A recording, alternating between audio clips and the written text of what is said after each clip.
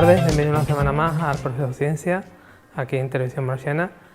Y vamos a empezar resolviendo las primeras dudas que nos ha ido llegando ya al correo del programa, que os lo recuerdo y también aparece en pantalla, el profesorciencias@gmail.com, o al Classroom del programa, que aparece el código también en pantalla. ¿Vale? Hoy una de las primeras dudas que nos han hecho llegar es sobre el logaritmo. Nos han mandado dos ejercicios en concreto que están puestos ya en la pizarra. Y antes de proceder a explicarlo y a desarrollarlo, voy a explicar un poquito la teoría, un poquito recordar la teoría de los logaritmos, antes de hacer los dos ejercicios.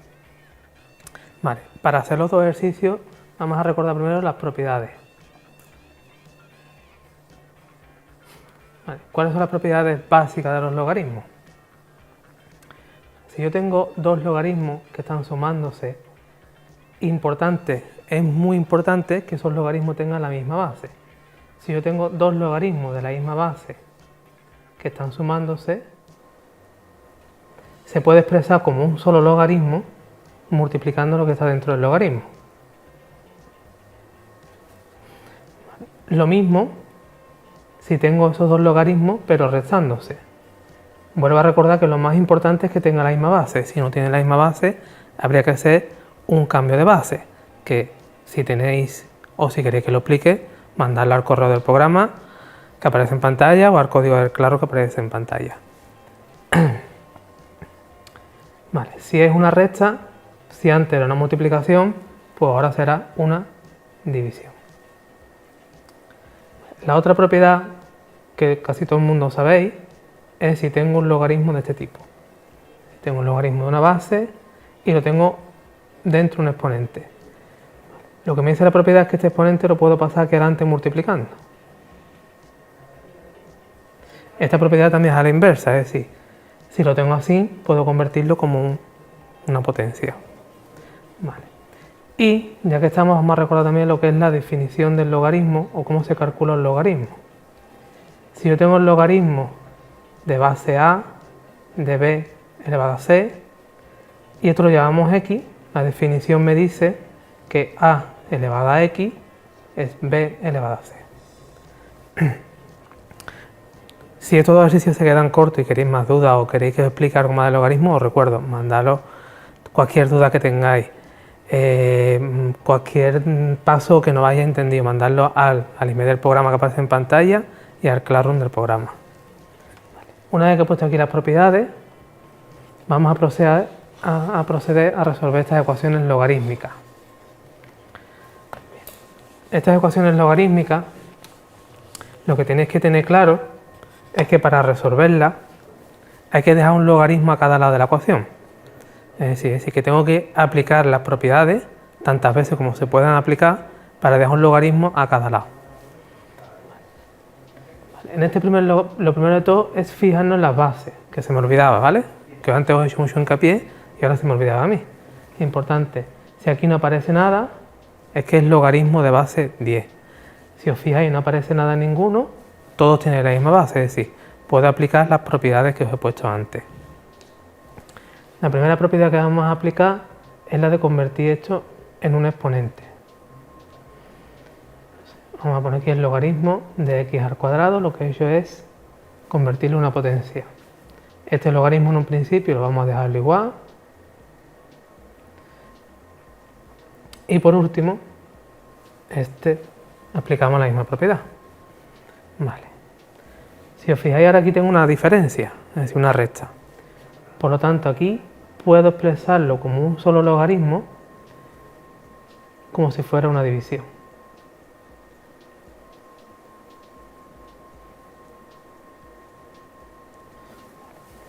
Ya me queda un logaritmo a cada lado de la ecuación.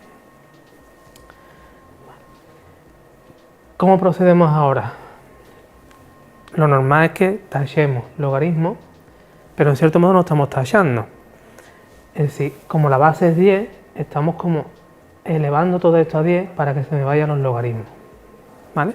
O automáticamente, si lo queréis tachar del tirón, lo tacháis del tirón. Importante que quede un logaritmo a cada lado, siempre aplicando las propiedades de los logaritmos que os he puesto antes y que yo he aplicado. Una vez que hemos tachado los logaritmos, ponemos lo que está dentro y lo igualamos. Vale, aquí es 2 elevado a 3, que vamos a poner, antes que se nos olvide, poner un 8 para los cálculos. Y ahora, tengo dos opciones, o bien algo mínimo de x más 6 o 1, o esto que está dividiendo pasa para acá multiplicando. Vamos a hacer una forma sencilla, y esto será x al cuadrado igual a 8 por x más 6. ¿Vale?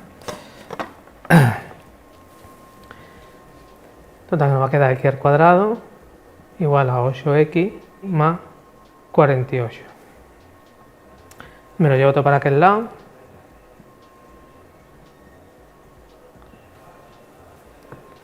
Y ahora procedemos a resolver la ecuación de segundo grado. Si alguno queréis, o algún alumno quiere que se explique la ecuación de segundo grado, las entidades notables, nada más tenéis que escribirlo al email del programa, elprofesorciencia@gmail.com o al classroom del programa. Vale, procedemos a resolver la ecuación de segundo grado, que sería menos b, que es menos 8, más menos 8 al cuadrado, menos 4 por a y por c. Todo esto partido 2 por a. Vale, así que esto va a quedar 8 más menos 64 más 192, creo que queda 4 por 48. Y todo esto partido de 2. Esto queda 8 más menos la raíz de 256 partido 2. Así que la x nos va a quedar por un lado, x igual a 8 más menos la raíz de 256, que es 16, partido de 2. Si tenemos dos opciones, 8 más 16 partido 2, o 8 menos 16 partido 2. Esto te va a quedar 24 partido 2, que es 12, o menos 8 partido 2, que es menos 4. Ya serían nuestras soluciones a nuestra ecuación logarítmica. ¿Vale? Como veis, solamente he ido aplicando las propiedades de la recta con una división.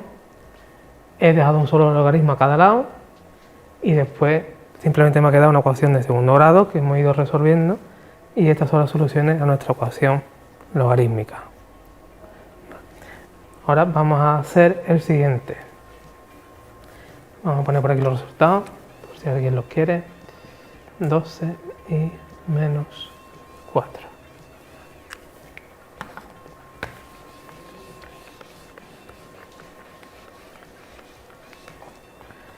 Vale. Antes de empezar el ejercicio, tenemos que comprobar que tenga la misma base. Tiene la misma base ambos logaritmos. Aquí me diréis, Andrés, hay un logaritmo a cada lado, ¿vale?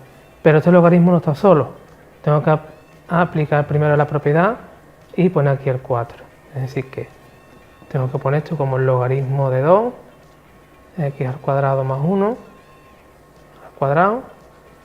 Y ahora esto es el logaritmo de 2. Y 625 es 5 elevado a 4. ¿Vale? ¿Ya tengo un logaritmo a cada lado? Sí. Ya digamos que puedo olvidarme de los logaritmos o coger solo lo que está dentro. Sí. Cogemos en este caso x al cuadrado más 1 elevado a 4. Esto es 5 elevado a 4. Vale.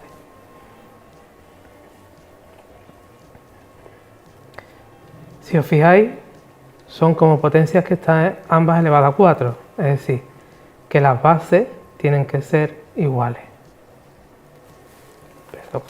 Aquí es un 5. Por lo tanto, esto me va a quedar x al cuadrado igual a 5 menos 1, que es 4. Es decir, que mis soluciones serán x más menos 2. ¿Por qué x más menos 2? Porque me ha quedado x al cuadrado igual a 4, que lo que hago es la raíz. Vale, estas serían las soluciones de esta ecuación logarítmica. Si no caéis en el 4, tendréis que hacer varias identidades notables y al final será más largo. Tenéis que fijaros siempre muy bien en las bases de los logaritmos, aplicar las propiedades y después en las propiedades de la potencia. ¿Cuáles son las propiedades de la potencia? En este caso, como las potencias son las mismas, puedo igualar las bases para hacerlo más rápido y más ágil. Vale, hasta aquí la primera duda y ahora vamos con más contenido en el profesor de ciencia.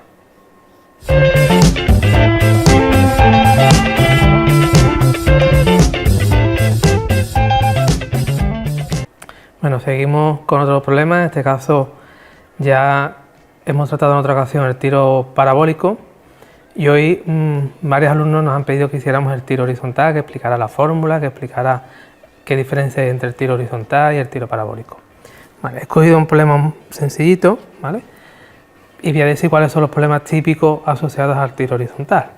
Vale, el tiro horizontal, como ahora vamos a ver en la pizarra, es un tiro parabólico, pero tiene unas pequeñas características que lo hacen un poquito distinto, ¿vale? Más sencillo de realizar. Leo el problema, que aparecerá también en pantalla. El problema nos dice, desde un punto elevado a 150 metros sobre el suelo se dispara un proyectil con una velocidad horizontal, con una velocidad de 300 metros por segundo. Calcula el tiempo que tarda en caer al suelo, la velocidad con la que llegará, los componentes de la velocidad a los 3 segundos del disparo, la altura sobre el suelo en ese momento y el alcance del disparo. Vale. Siempre es importante, os hago hincapié en el dibujito y en poner los datos. Vale, en este caso tengo un acantilado que está a 150 metros, ¿vale? Y desde ahí tiramos un proyectil en forma horizontal con una velocidad de 300 metros por segundo. Importante, las unidades aquí me las dan en metros segundo y esto también me lo dan en metros. Siempre la distancia en metros, el tiempo en segundos y la masa en kilogramos. Vale. ¿Qué es lo que hace de peculiar el tiro horizontal?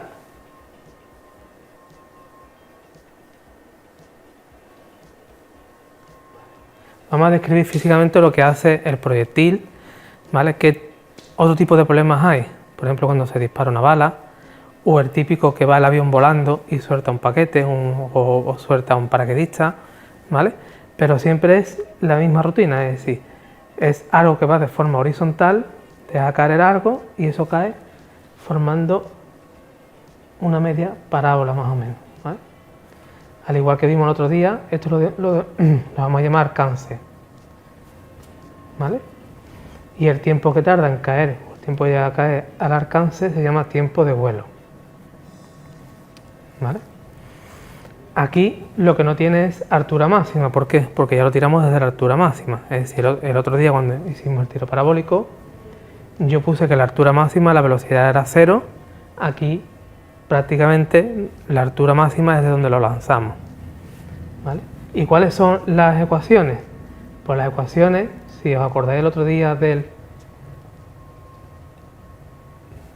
tiro parabólico, lo descomponíamos en el eje Y, que lo llamamos como una caída libre o un tiro vertical. En este caso sí es una caída libre. ¿Por qué es una caída libre? Pues lo voy a explicar ahora mismito. Más aquí es la altura inicial más la velocidad inicial del eje Y, que el otro día os recuerdo que la descomponíamos en seno y coseno. Aquí, si os fijáis, el ángulo que forma es 0 grados. Es decir, que cuando yo descomponga la velocidad en el eje Y, será la velocidad inicial por el seno de 0, que es 0. Es decir, por eso es una caída libre, porque no tiene velocidad inicial en el eje Y. Es decir, que si estoy abajo del acantilado, veo cómo cae. Es una caída libre, ¿vale? Menos un medio de gt al cuadrado. Y por lo tanto, la ecuación de la velocidad será la velocidad inicial del eje Y, que es 0, menos gt. ¿Vale? Y en el eje X prácticamente no cambia. ¿Por qué? Porque es un movimiento rectilíneo uniforme. Por lo tanto será x igual a x sub 0 más la velocidad inicial en el eje x por el tiempo. Y esto, si lo ponemos aquí, es v sub 0 por el coseno de 0, que es 1. Por lo tanto es la velocidad inicial con la que la pelota la lanzamos. ¿vale? Es decir, que siempre que me digan que se lanza algo horizontalmente sobre un acantilado, disparamos una bala, el avión va volando y suelta un paquete, ¿vale? Tenemos que coger la velocidad inicial del eje Y como 0 y la velocidad inicial solamente afecta al eje X, que será constante a lo largo del eje X, ¿vale? Cuidado, no penséis que porque se lanza así, la piedra va a caer así, ¿vale? Ya he descrito aquí cómo cae como una forma de parábola, tiene aquí un alcance y a ese alcance le corresponde un tiempo de vuelo, que es lo que también hicimos el otro día, los tiempos de vuelo. Os recuerdo que el tiempo de vuelo lo calculábamos como I final igual a 0. ¿Vale? Y una vez que teníamos el tiempo de vuelo, podíamos calcular el alcance, calculamos la velocidad, en fin, calculamos todo lo que se nos pide, todo lo que no se nos pedía en el problema. Vale, una vez que ya os he explicado un poco lo que era el tiro horizontal, espero que os haya quedado más claro. Si aún así tenéis más dudas de este tipo de movimiento, de cualquier otro tipo de movimiento, ya sabéis, al email del programa, al profesorciencias@gmail.com o al código del Classroom, os unís y mandáis la duda. Vale, en este caso nos pedían el tiempo que tarda en caer al suelo, es decir, el tiempo de vuelo. Vale, para el tiempo de vuelo, yo he puesto aquí la propiedad que la I final tiene que ser 0. Vale, pues nos fijamos en la ecuación 1 y vamos escribiendo. Altura final, 0. Altura inicial, 150. Velocidad inicial, no tenemos, lo recuerdo, 0. Menos 1/2 de g por el tiempo al cuadrado. ¿Vale? Es decir, y de aquí calcularíamos el tiempo de vuelo, que el tiempo de vuelo no va a ser otro más que 150 por 2 partido g. Todo esto dentro de la raíz. ¿Por qué queda esto? Lo hago más despacito. Esto que está aquí sumando pasa al otro lado restando.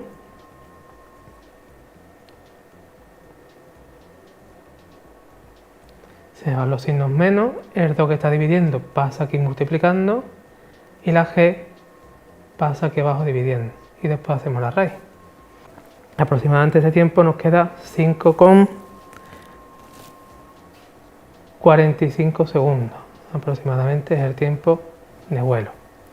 Vale, una vez que tenemos el tiempo de vuelo, ¿qué más nos pediría? La velocidad con la que llega. Si nos piden la velocidad total en el suelo.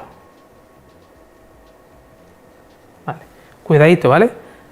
Como un movimiento en dos dimensiones, eje Y y eje X, ¿vale? La velocidad será igual a la velocidad en el eje Y más la velocidad en el eje X. ¿Vale? Para los que estéis en bachillerato ya veis los vectores, esto no es más que un vector, ¿vale? Con componentes Y y componentes X. ¿Vale? No la puedo sumar, es decir, para sumarla tengo que hacer el módulo. Vale, entonces vamos a calcular la del eje Y. La del eje Y será, como la velocidad inicial es 0, nada más es la gravedad por el tiempo que acabamos de calcular.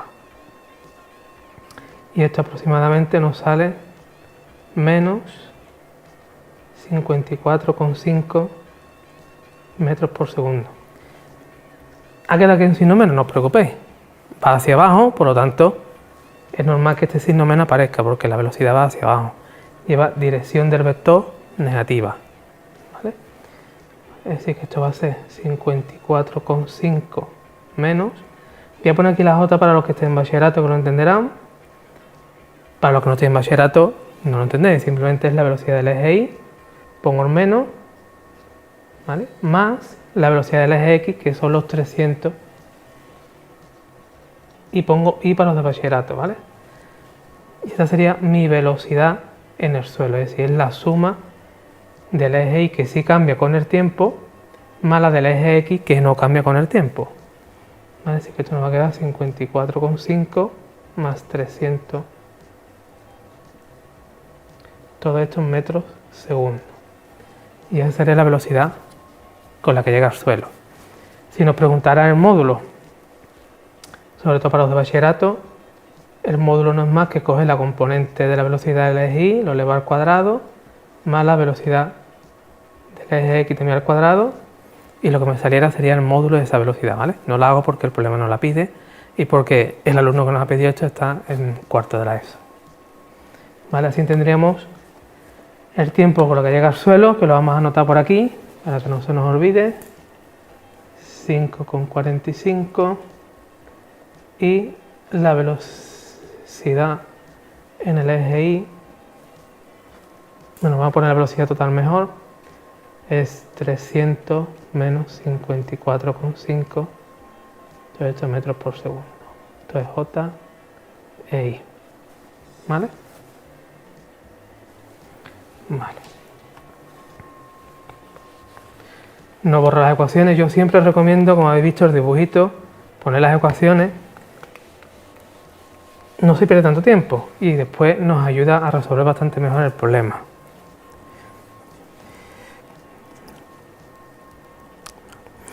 Ahora hemos calculado la velocidad final, ahora nos pide la velocidad a los 3 segundos. Vale, pues igual que antes, la del eje X no cambia, es decir que va a ser 300i, ¿vale? Y ahora la que tenemos que calcular es la velocidad del eje Y a los 3 segundos. La velocidad inicial era 0, lo recuerdo, y esto nos va a ser menos gt. Esto aproximadamente sale unos 30 metros por segundo, ¿vale?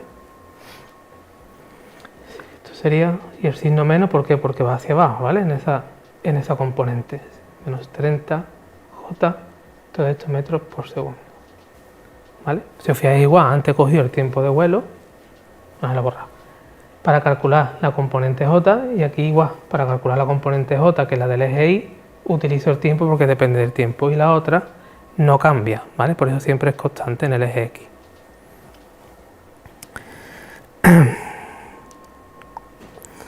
Ahora me preguntan la altura a los 3 segundos. Vale. Cojo la ecuación 1 y digo I, que es lo que me están pidiendo. Inicial 150. Velocidad inicial no tengo. Y esto es menos 1/2 de g t al cuadrado, donde la t va a valer los 3 segundos que nos han dicho.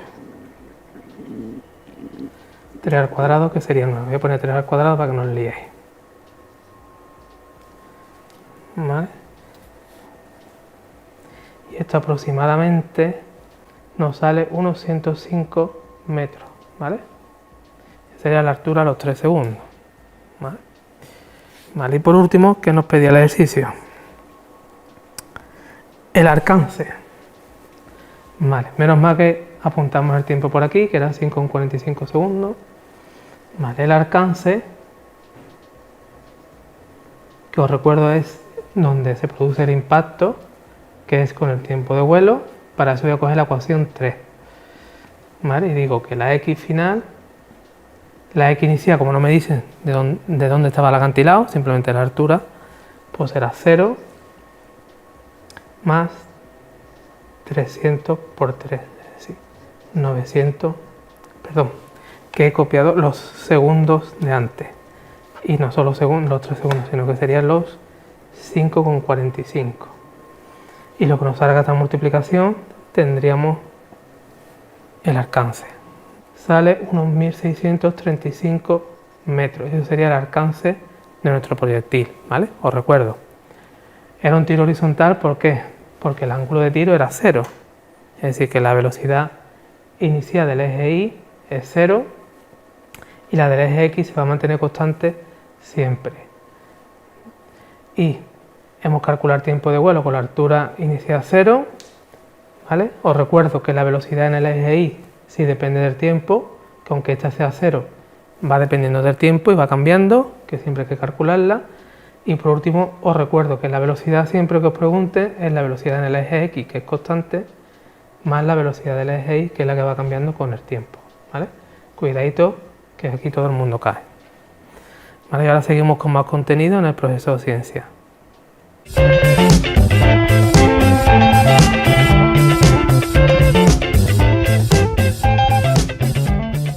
Pues nada, hasta aquí un programa más del Profesor Ciencia. Hoy hemos resuelto 2 dudas. Os recuerdo que hemos hecho una ecuación logarítmica y hemos hecho un tiro parabólico en la modalidad horizontal. Espero que haya resuelto las dudas de los alumnos que lo mandaron al email y os hago hincapié que no tengáis reparo en mandarnos cualquier duda, cualquier ejercicio. Si queréis que explique cualquier parte del temario, cualquier cosa, mandadlo al email del programa que aparece abajo, el profesorciencia@gmail.com, y también tenéis un código de Classroom donde podéis mandar las dudas que vayáis surgiendo a lo largo de esta semana. Y nada, hasta aquí el Profesor Ciencia y hasta la semana que viene.